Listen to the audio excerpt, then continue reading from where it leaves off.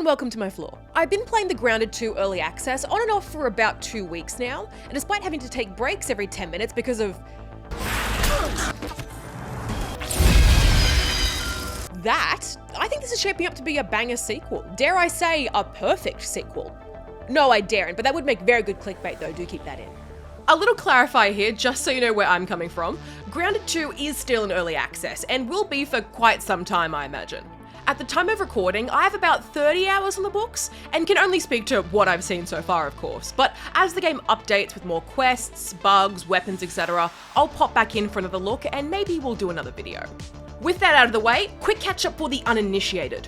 OG Grounded saw you and up to 3 friends play as a group of teenagers kidnapped and shrunk down to the size of bugs by big evil and big tech company Omni Tool, with stolen technology from Dr. Wendell Tully, whose insect-filled garden you must navigate to find the cure to re-embiggen yourselves. And after all your hard work to get back to your regular size, Grounded 2 says,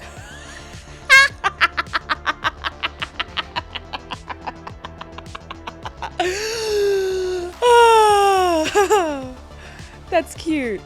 Cliff notes, Omni Tool have rebranded as good guys, Dr. Tully might have killed your robot friend Burgle, there's a renegade scientist controlling bugs, and oh yeah, you've been shrunk again. I'm back in the fucking building again!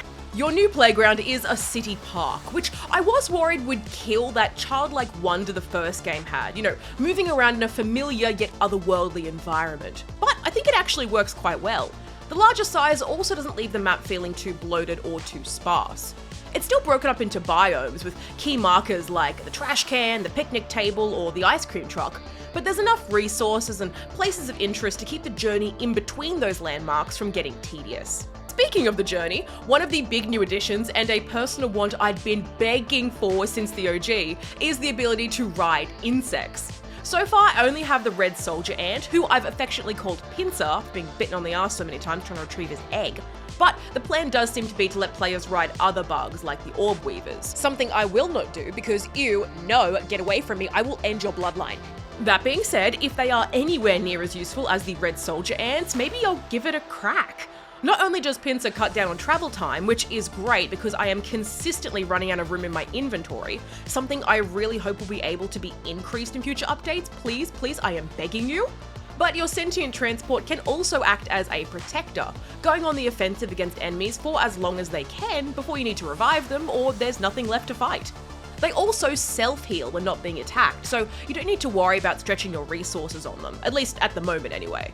Streamlining and quality of life improvements seem to be the theme of Grounded 2's biggest addition so far, and that goes for the gadgets, namely the new Omni Tool, which I know isn't a Mass Effect reference, but I'm choosing to believe it's there specifically for me, so thanks. The Omni Tool acts as your one-stop shop for the more tedious work of resource harvesting, easily switching between axe, shovel, hammer, and wrench, depending on what you need. This is a pretty big change, but one I absolutely support in the name of not only saving inventory space, but also knowing that no matter where you go, you'll always have your kit with you. Versus me often forgetting to pack the tools I needed or accidentally dropping them to make inventory space in Grounded 1. They also, at least for now, don't degrade with use, which I love.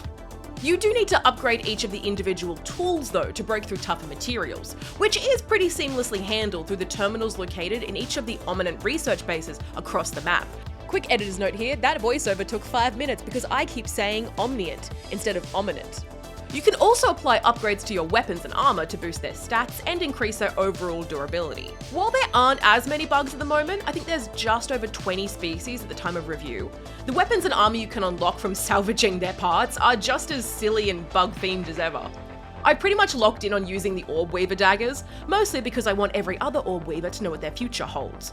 But there is a good amount of variety in your offensive slashing, stabbing, and crushing weapons, and enough good reasons to switch between them, as, like in the OG, certain enemies are resistant or weak to certain types of attacks. Now, I've only played on PC, so I can't speak to the UI or performance on Xbox, but once I got over that initial hump of rebinding keys and stacking the hotbar, I found the overall control scheme pretty easy to navigate.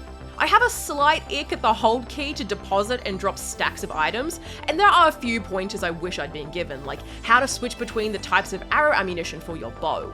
I've also been experiencing more crashes since the early access went public, but as they've only happened when I've been gunning it on pincer, I'm not sure if that's a me problem or a game problem.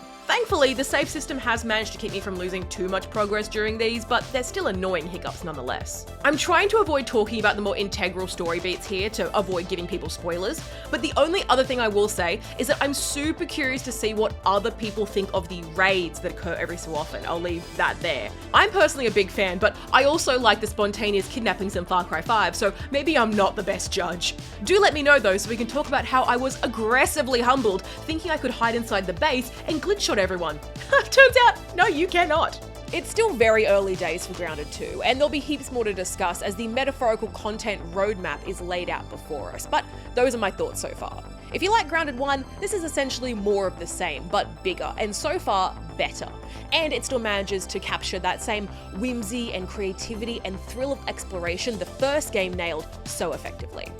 Whoever made those huntsman textures though, lock your doors, I'm coming for you.